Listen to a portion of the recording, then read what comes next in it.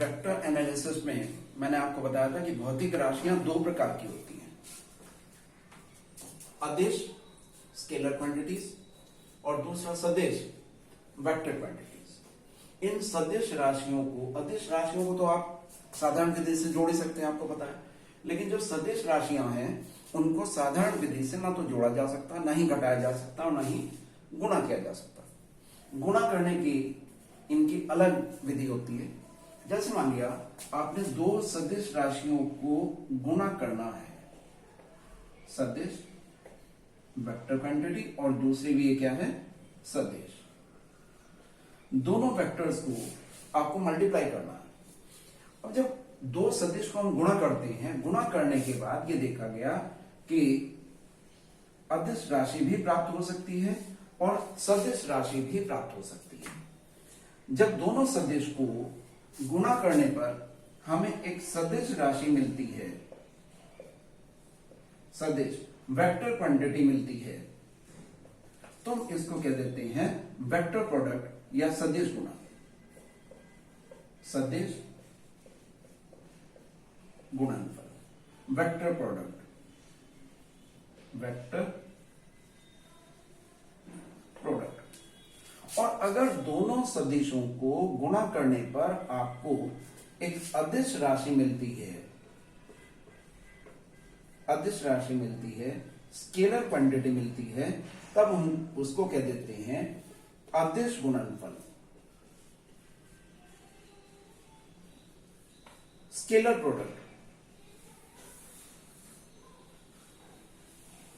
तो आप देख रहे हैं कि सदिश राशियों को गुणा करने पर हमें दो प्रकार की राशि मिली, सदिश और अदिश। जब सदिश मिलती है तो उनका गुणनफल सदिश गुणनफल कहलाता है, और जब अदिश मिलती है तो वो अदिश गुणनफल कहलाता है। इसको एक और तरह से कह सकते हैं हम, जैसे मान लिया ये ए वेक्टर है और इसको आपको बी वेक्टर के साथ गुणा करना है। दोनों के बीच का कोण थीटा है। तो घटकों में वियोजन में मैंने आपको बताया था कि इसका जो ए के अनुदिश घटक होगा वो होगा ए बी कॉस थीटा, और इसका जो लंबवत घटक होगा बी वेक्टर का, बी वेक्टर का घटकों वियोजन में मैंने आपको बता रखा है कि बी वेक्टर का जो क्षैतिज घटक होगा बी कॉस थीटा होगा। इसको हम बी एक्स भी कह सकते थे, इसको हमने बी एक्स भी कह सकते हैं, बी एक्स। और ये जो होता है ये बी वाई ऊर्ध्वाधर घटक, ये बी वेक्टर का क्षैतिज घटक बी एक्स, इसकी वैल्यू होती है बी कॉस थीटा।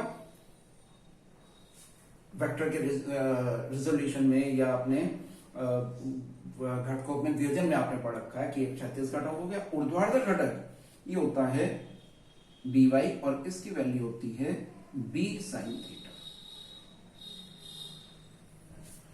तो सामान्य तरह से तो मैं आगे आपको बताऊंगा कि जब आप ए वेक्टर को बी वेक्टर से गुणा करना चाहते हैं तो जब इसका क्षैतिज घटक के साथ गुणा किया जाता है, जब आप इसको क्षैतिज गुणा घटक के साथ गुणा करते हैं, यानी कि ए इंटू बी कॉस थीटा, तो ये अदिश गुणनफल कहलाता है। और अदिश गुणनफल किसके बीच का है, ए वेक्टर और बी वेक्टर का। ऐसे ही जब आप ए वेक्टर को ऊर्ध्वाधर घटक के साथ गुणा करते हैं, A into B Y, B Y, इसको क्या लिख सकते हैं, ए बी वाई की वैल्यू क्या है, बी साइन थीटा। तो ये आपने किया ए और बी का गुणा, लेकिन बी का कौन सा घटक, ऊर्ध्वाधर घटक। तो ये जो ऊर्ध्वाधर घटक के साथ गुणा करने पर मिलता है, इसको हम सदिश गुणनफल कह देते हैं। और सदिश गुणनफल के लिए क्रॉस लगाया जाता है, इसको क्रॉस प्रोडक्ट भी कह देते हैं। तो सदिश गुणनफल हमें तब प्राप्त होता है जब हम ऊर्ध्वाधर घटक के साथ ए वेक्टर को मल्टीप्लाई करते हैं। ए वेक्टर को बी वेक्टर के साथ मल्टीप्लाई करने के दो मेथड हो गए, एक सदिश और एक अदिश। सदिश गुणनफल में हम ए वेक्टर को बी के ऊर्ध्वाधर घटक से मल्टीप्लाई करते हैं तो यह आ जाता है ए बी साइन थीटा। सदिश गुणनफल के लिए ये दिखाने के लिए कि सदिश गुणनफल है अर्थात इससे प्राप्त होने वाली राशि भी सदिश है तो हम क्रॉस प्रोडक्ट दिखाते हैं। अब ये चूंकि सदिश है तो इसमें भी सदिश आना चाहिए। सदिश के लिए इसमें हम ये लगा देते हैं n cap. N cap A और बी दोनों के लंबवत होता है, जैसे ए ये है और बी है, इन दोनों के लंबवत आ जाएगा। तो क्योंकि इसमें दिशा है इसलिए दोनों के प्रोडक्ट से जो हमें राशि प्राप्त होती है वो भी एक सदिश राशि है, इसलिए इसको हमने कह दिया सदिश गुणनफल या वेक्टर प्रोडक्ट। अब इधर आ जाए, जब हम ए वेक्टर को बी के क्षैतिज घटक के साथ मल्टीप्लाई करते हैं तो ए बी कॉस थीटा। अब दोनों में अंतर होना चाहिए, ये भी ए और बी का प्रोडक्ट, ये भी ए और बी का प्रोडक्ट, लेकिन इसको हमने ऊर्ध्वाधर घटक के साथ मल्टीप्लाई किया, इससे हमें सदिश राशि प्राप्त हुई, तो इसको हमने रिप्रेजेंट किया क्रॉस से। यहां पर ए और बी को, ए और बी के क्षैतिज घटक को जब हम मल्टीप्लाई करते हैं तो ये क्या आ जाता है, अदिश राशि आ जाती है। अदिश राशि को हम डॉट लगा करके रिप्रेजेंट करते हैं तो अदिश गुणनफल या डॉट प्रोडक्ट भी कहलाता है। इसमें यह हमें जो ए बी कॉस थीटा मिला इसमें दिशा नहीं है, ये अदिश मिलता है। अदिश गुणनफल से प्राप्त राशि अदिश होती है, सदिश गुणनफल से प्राप्त राशि सदिश होती है। तो ये तो मैंने आपको थोड़ा सा इसको वेक्टर फॉर्म में या इसके कंपोनेंट के फॉर्म में आपको समझाया। अब हम इसको डिटेल में पढ़ते हैं। सबसे पहले हम अदिश गुणनफल ही पढ़ते हैं।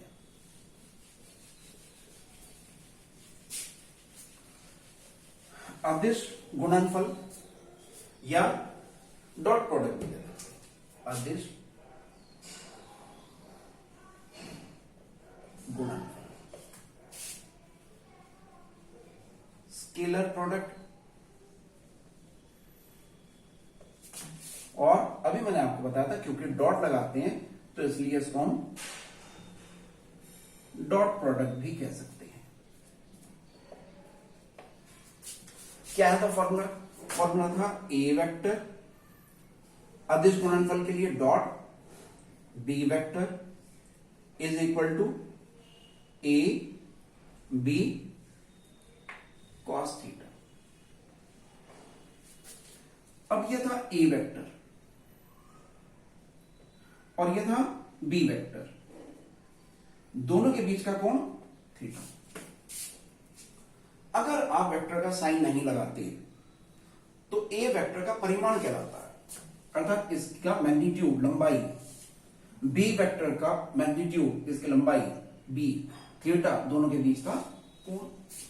तो परिभाषा क्या आ जाती है, इन्हीं दो वेक्टरों का अदिश गुणनफल उनके परिमाणों के तथा उनके बीच के कोण की कोज्या के कोसाइन के गुणनफल के बराबर होता है। दो वेक्टरों का अदिश गुणनफल डॉट प्रोडक्ट स्केलर प्रोडक्ट उनके मैग्नीट्यूड्स के तथा उनके बीच के एंगल के कोण के कोसाइन के गुणनफल के बराबर होता है। इससे जो प्राप्त होती है राशि वो अदिश होती है। अब इसका एग्जांपल, ये तो हो गया अदिश गुणनफल। अब इसका एग्जांपल आपने पढ़ रखा है कि किसी भी वस्तु पर हम जब बल लगाते हैं और वस्तु विस्थापित हो जाती है तो कार्य किया जाता है। कैसे निकालते हैं? ये आपने लगाया बल और ये कोई वस्तु रखी हुई थी और ये यहां तक विस्थापित हो जाती है, एस दूरी तक विस्थापित हो जाती है।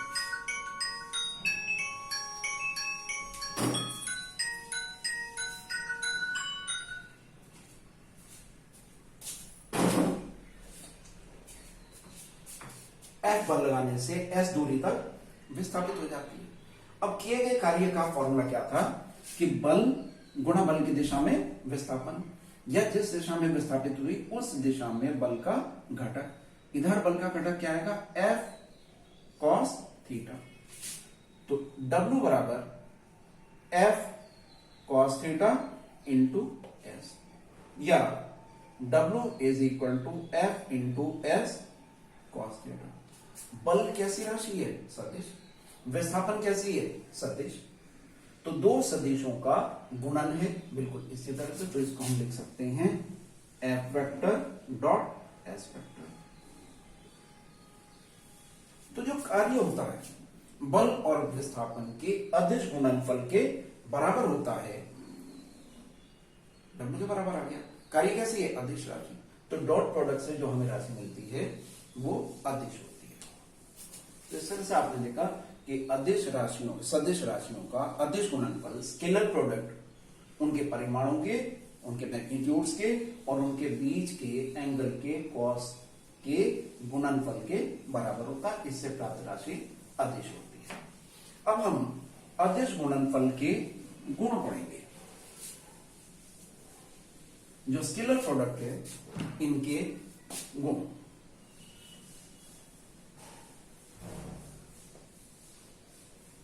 अदिश गुणनफल के गुण। सबसे पहला यह है धनात्मक, शून्य या ऋणात्मक हो सकता है।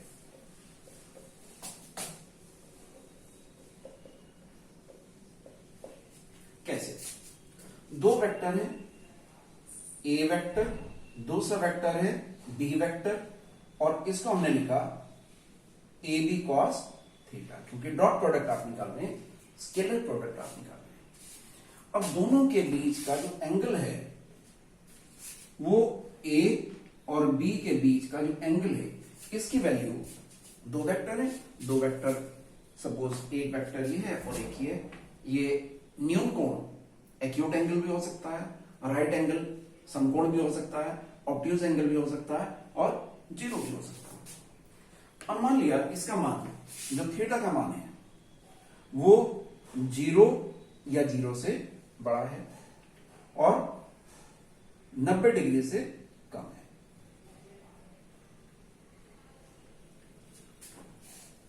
जीरो या जीरो के बराबर है या जीरो से बड़ा है और 90 डिग्री से कम है। तो अगर आप ट्रिग्नोमेट्री में जाएं तो first quadrant, second quadrant, third quadrant और फोर्थ क्वाड्रेंट, जीरो से 90 के बीच में फर्स्ट क्वाड्रेंट में पड़ेगा, और इसमें जो कॉस की वैल्यू होती है वो पॉजिटिव होती है। सारे होते हैं, सारे साइन कॉस सब पॉजिटिव होते हैं। तो इसका मतलब कॉस जो होगा, कॉस थीटा की वैल्यू जो होगी वो धनात्मक होगी, और जब कॉस थीटा धनात्मक होगा तो A dot B, A vector dot B vector, ये भी कैसा होगा? पॉजिटिव होगा। तो 90 डिग्री से एंगल अगर कम है तो ए डॉट बी अर्थात दो वेक्टरों का स्केलर प्रोडक्ट पॉजिटिव होता है। सेकेंड कंडीशन क्या हो सकती है? सेकेंड होती है इफ थीटा इज 90 डिग्री। दोनों के बीच, ए और बी के बीच, ए वेक्टर और बी वेक्टर के बीच 90 डिग्री का एंगल है। तो थीटा इज इक्वल टू 90। अब देखते हैं क्या आता है। A vector dot B vector is equal to A B cos 90, और कॉस 90 की वैल्यू जीरो होती है। ये भी क्या आ गया? Zero. A vector dot B vector is equal to zero, धनात्मक शून्य। अब देखते हैं ऋणात्मक का होगा। थर्ड कंडीशन, थर्ड कंडीशन है अगर ए और बी के बीच का एंगल, ऑब्ट्यूज एंगल, अधिक कोण है, थीटा की वैल्यू ग्रेटर देन 90 डिग्री, तो ग्रेटर देन 90 सेकेंड क्वाड्रेंट में आ जाता है, और इसमें साइन तो प्लस होता है लेकिन जो कॉस होता है, कॉस नेगेटिव होता है। अब A vector dot B vector is equal to A B cos theta, और जो कॉस थीटा है वो क्या है? नेगेटिव है, तो इन दोनों का प्रोडक्ट भी नेगेटिव है। तो पहले जो प्रॉपर्टी है कि जो स्केलर प्रोडक्ट होता है या डॉट प्रोडक्ट होता है वो धनात्मक भी हो सकता है जब एंगल 90 डिग्री से कम है, शून्य भी हो सकता है जब एंगल 90 डिग्री है, ऋणात्मक भी हो सकता है जब थीटा की वैल्यू 90 से ज्यादा है। तो ये तो हो जाती है पहली प्रॉपर्टी। दूसरी क्या है, वेक्टर गुणनफल और स्केलर गुणनफल या डॉट प्रोडक्ट क्रम विनिमय होता है। सेकंड,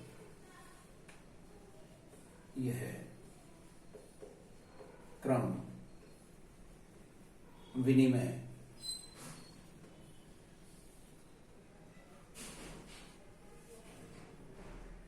होता है। A vector dot B vector is equal to, अगर हम इनका क्रम बदल दें, B vector dot A vector, क्योंकि ए और बी का जो प्रोडक्ट हमें मिलता है वो स्केलर होता है, अदिश होता है, और बी डॉट ए का प्रोडक्ट भी अदिश होता है, तो इनके क्रम को चेंज करने पर मान में कोई परिवर्तन नहीं होता है। देखते हैं कैसे, ए वेक्टर बी वेक्टर, आपने कहा A vector dot B vector is equal to A B, A से बी तक का एंगल थीटा है, ठीक है।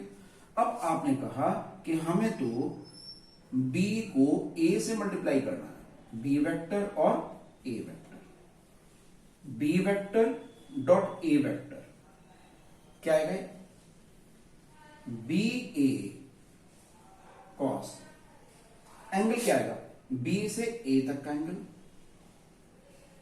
360 minus theta, cos 360 minus theta, और 360 माइनस थीटा 360 एच, यहां पर भी इस क्वाड्रेंट में कॉस की वैल्यू पॉजिटिव होती है। आप याद रखते हैं, आफ्टर स्कूल टू सिनेमा या after school to add sugar to coffee, add sugar to coffee, तो यहां पर कॉस जो आता है वो पॉजिटिव आता है। तो यहां पर आप देखते हैं ये आ गया cos B A cos theta, plus आएगा A dot B, A B cos theta, B dot A, B A cos theta, दोनों इक्वल आ जाते हैं, तो हम कह सकते हैं कि दोनों क्रम विनिमय होता है, कम्यूटेटिव होता है। तीसरी प्रॉपर्टी यह है वितरित होता है, डिस्ट्रीब्यूटिव होता है। डिस्ट्रीब्यूशन लॉ क्या है या वितरण का नियम क्या है कि अगर आप ए वेक्टर का dot product B vector plus C vector के साथ निकाल रहे हैं तो इसकी वैल्यू वही होती है जो कि आप ए वेक्टर को बी वेक्टर के साथ डॉट प्रोडक्ट को निकाल लें और ए वेक्टर का सी वेक्टर के साथ डॉट प्रोडक्ट निकाल करके दोनों को ऐड कर दें। तो वितरण का नियम डिस्ट्रीब्यूशन लॉ कहलाता है, स्केलर प्रोडक्ट वितरित होता है। फोर्थ प्रॉपर्टी,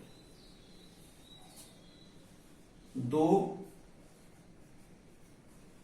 परस्पर लंबवत वेक्टरों का अदिश गुणनफल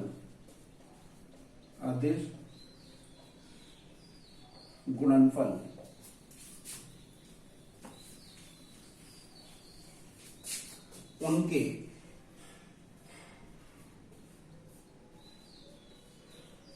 परिमाणों के गुणनफल के बराबर होता है। क्या मतलब है इसका? अब देखो, दो परस्पर लंबवत वेक्टर लंबवत वेक्टर है, एक बी वेक्टर है और ए वेक्टर है, दोनों के बीच का एंगल कितना है 90 डिग्री। नहीं, दो परस्पर समांतर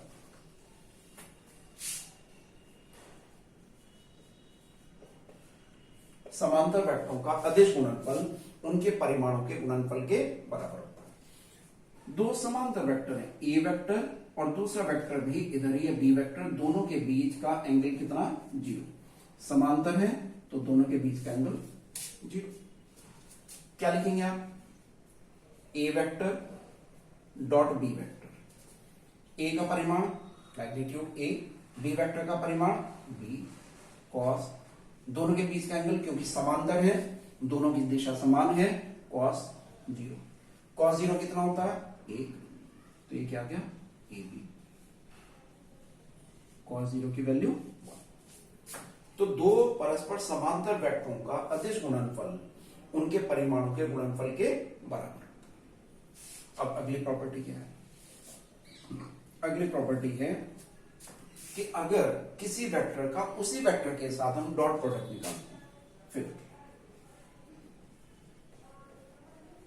किसी वेक्टर का उसी वेक्टर के साथ अदिश गुणनफल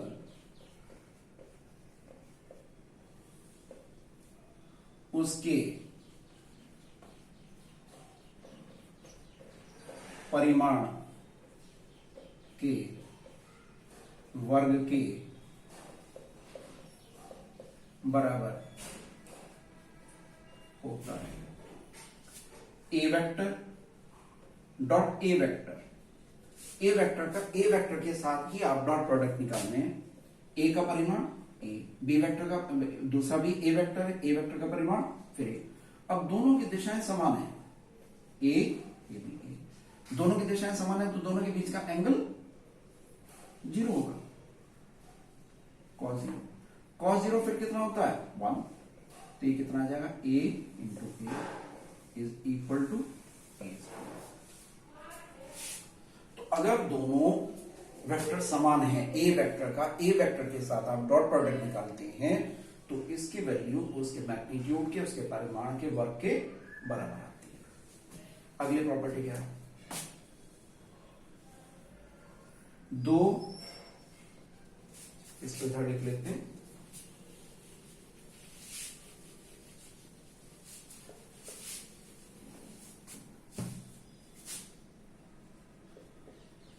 दो परस्पर लंबवत वेक्टरों, लंबवत वेक्टर है तो थीटा की वैल्यू कितनी होगी 90 का डॉट प्रोडक्ट या अदिश गुणनफल 0 होता है, 0 होता है। दो लंबवत वेक्टर हैं, एक वेक्टर ये दूसरा वेक्टर, दोनों के बीच की एंगल 90 डिग्री। ए वेक्टर ये ए और दूसरा B, dot B vector is equal to A B cos 90। और कॉस 90 की वैल्यू कितनी होती है, कॉस 90 इज 0। इसलिए A vector dot B vector is equal to 0। दो परस्पर लंबवत वेक्टरों का अदिश गुणनफल 0, ठीक है। और किसी वेक्टर का उसी वेक्टर के साथ अदिश गुणनफल उसके परिमाण के वर्ग के गुणनफल के बराबर, परिमाण के वर्ग के बराबर हो गया। तो ये होगी इसकी 6 प्रॉपर्टी। अब अगला जो मैं आपको अगली जो प्रॉपर्टी बता रहा हूं वो इन दोनों पर ही एक तरह से आधारित होगी। अगली प्रॉपर्टी है एकांक लंबकोणीय वेक्टर, एकांक लंब कोणीय वेक्टरों के अदिश गुणनफल, अदिश गुणनफल। सबसे पहले तो आपको ध्यान होगा लंब कोणीय एकांक वेक्टर कौन से होते हैं। आपको मैंने बताया था कि तीन मैथमेटिक्स में तीन एक्सिस होती है, एक्स अक्ष, वाई अक्ष और जेड अक्ष। फिर बताया था एकांक वेक्टर। एकांक वेक्टर ऐसा वेक्टर जिसका परिमाण एक होता है। एक्स अक्ष की दिशा में एकांक वेक्टर को प्रदर्शित किससे करते हैं, आई कैप से। वाई एक्सिस की दिशा में एकांक वेक्टर को जे कैप से। जेड एक्सिस के अनुदिश एकांक वेक्टर को के कैप से। इन सब का परिमाण एक होता है, लेकिन आई कैप की दिशा एक्स अक्ष, जे कैप की वाई और के कैप की जेड अक्ष के अनुदिश। और तीनों ही परस्पर लंबवत होते हैं। इन दोनों के बीच का एंगल 90, इनके बीच का 90, इनके बीच का 90। न्यूमेरिकल पॉइंट ऑफ व्यू से ये प्रॉपर्टी बहुत इंपॉर्टेंट है, ये आपको बहुत ध्यान रखनी है। अगर आप I cap dot I cap करते हैं या जे कैप डॉट जे कैप करते हैं या के कैप डॉट के कैप करते हैं, इनका मान कितना आना चाहिए। आपने लिया आई कैप और दूसरा भी लिया आई कैप, दोनों के बीच का एंगल कितना हो गया, 0। अब आप देखते हैं आई कैप डॉट आई कैप, एकांक वेक्टर परिमाण कितना है, 1। इसका परिमाण कितना, 1। दोनों के बीच का एंगल 0। अदिश गुणनफल है, कॉस थीटा आएगा कॉस 0। कॉस 0 कितना होता है, 1। तो I cap dot I cap is equal to 1। इसी तरह से अगर आप J cap dot J cap निकालना चाहते हैं, ये एकांक वेक्टर जे कैप, दूसरा भी एकांक वेक्टर जे कैप। अब आपने कहा जे cap dot J cap. J cap ये भी एकांक वेक्टर है, इसका परिमाण 1, दूसरे का परिमाण 1, दोनों की दिशाएं समान है, बीच का कोण एंगल, तो जे कैप डॉट जे कैप 1 आ गया। ऐसे के कैप डॉट के कैप, दोनों समान दिशा में होंगे, दोनों का परिमाण 1, दोनों के बीच का एंगल 0, तो इन दो सभी का जो डॉट प्रोडक्ट आएगा वो आएगा 1। अगर आप आई कैप का डॉट प्रोडक्ट जे कैप के साथ, जे कैप का के कैप के साथ, के कैप का आई कैप के साथ डॉट प्रोडक्ट निकालना चाहते हैं, तो ये कैसे होगा। आपने लिया आई कैप और ये जे कैप, आई कैप डॉट जे कैप। आई कैप यूनिट वेक्टर है, एकांक वेक्टर है, डायरेक्शन एक्स एक्सिस, परिमाण कितना 1। जे कैप परिमाण कितना 1, डायरेक्शन वाई एक्सिस, दोनों के बीच का एंगल 90 डिग्री। कॉस 90 कितना होता है, 0, दिया जाएगा 0। ऐसे ही जे और के, अगर आप जे और के कैप लेते हैं, जे का परिमाण 1, के का परिमाण 1, दोनों के बीच का एंगल 90, जे और के आप ले रहे हैं, कॉस 90 0। ऐसे के और आई, अगर आप के और आई करते हैं, के कैप डॉट आई कैप, एकांक वेक्टर परिमाण 1, आई कैप एकांक वेक्टर 1, दोनों के बीच का एंगल 90, कॉस 90 0, तो क्या आ जाएगा। और वैसे भी आपको ध्यान होगा, इस प्रॉपर्टी को अगर हम लगाते हैं तो I cap dot I cap, आई का परिमाण 1, आई का परिमाण 1 और cos 0, तो क्या आ जाएगा, यहां पर a और a था, तो 1 1 1 का स्क्वायर। एकांक vector I cap 1 into 1 a square यानी कि 1 स्क्वायर अर्थात 1। तो अगर आप समान सदिशों का गुणा करते हैं तो उसके परिमाण के वर्ग के बराबर होता है। अब यहां समान वेक्टर हैं, एकांक वेक्टर का परिमाण 1, तो इसलिए अगर आप I cap dot I cap, J cap dot J cap, K cap dot K cap का डॉट प्रोडक्ट निकालते हैं, स्केलर प्रोडक्ट निकालते हैं, तो 1 आता है। और अगर एक दूसरे के साथ इनका प्रोडक्ट निकालते हैं तो वो 0 आता है। ये प्रॉपर्टी आप बहुत अच्छे से ध्यान रखेंगे जिससे कि आप न्यूमेरिकल में आपको कोई दिक्कत ना हो।